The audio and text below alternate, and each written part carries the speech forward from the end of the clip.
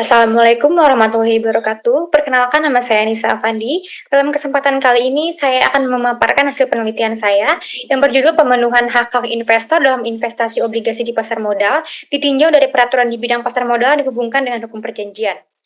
Bagian pendahuluan, yaitu latar belakang dari penelitian ini, diawali dari peran pasar modal Indonesia ini selain sebagai alternatif pembiayaan bagi emiten, juga berperan sebagai wahana investasi bagi masyarakat atau dalam hal ini adalah investor.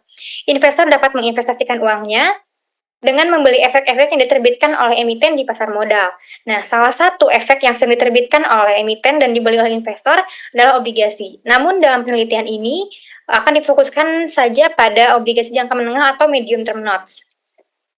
Nah, dalam transaksi jual beli medium term notes di pasar modal ini, tentu saja melibatkan emiten dengan investor. Namun emiten dan investor ini tidak bertransaksi secara langsung. Karena dalam investasi obligasi atau MTN ini, investor diwakili oleh sebuah lembaga yaitu wali amanat.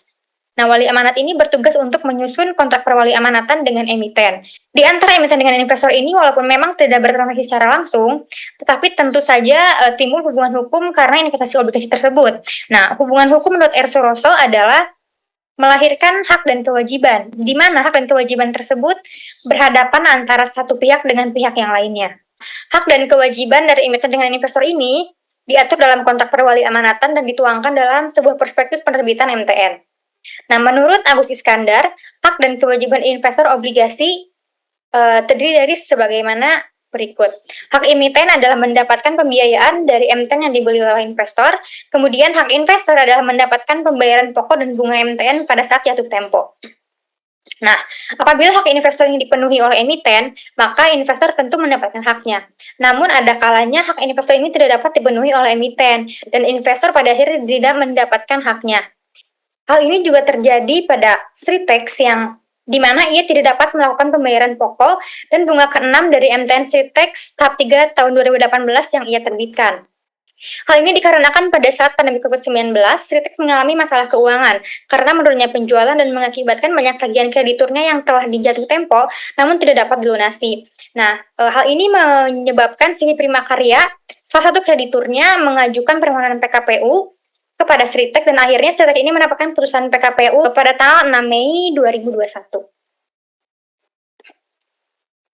Nah, maka dari itu rumusan masalah dan tujuan penelitian di penelitian ini adalah yang pertama, identifikasi masalah, bagaimana pemenuhan hak investor yang berinvestasi pada obligasi di pasar modal yang terkendala karena putusan PKPU terhadap emiten.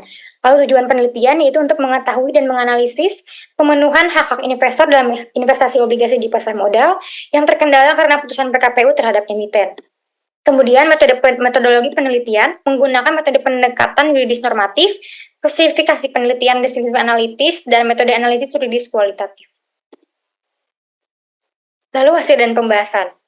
Hasil dan pembahasan ini diawali dari Sritex yang menerbitkan MTN Sritex tahap 3 2018 ini yang melibatkan penyamaan emisi efek yaitu PT Bahana TCW Investment dan kemudian didistribusikan dan dicatatkan di KSEI.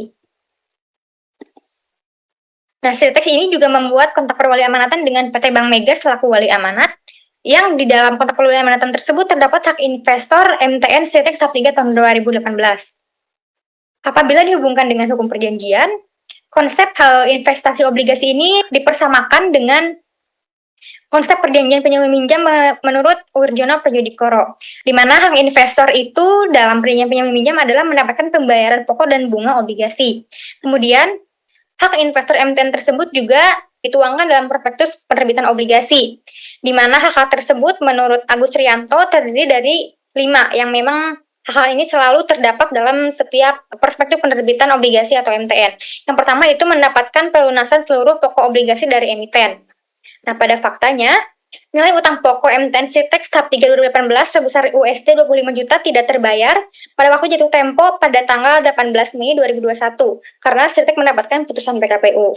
Lalu yang kedua adalah mendapatkan pemberitahuan mengenai jumlah obligasi yang masih terutang setelah adanya pelunasan pokok obligasi. Namun pada faktanya, pemberitahuan ini disampaikan dalam laporan keuangan Sritex tanggal 31 Maret 2022, di mana seharusnya pemberitahuan tersebut disampaikan dalam 2 surat kabar yang paling lambat 2 hari kerja setelah waktu obligasi jatuh tempo, yaitu tanggal 18 Mei 2021.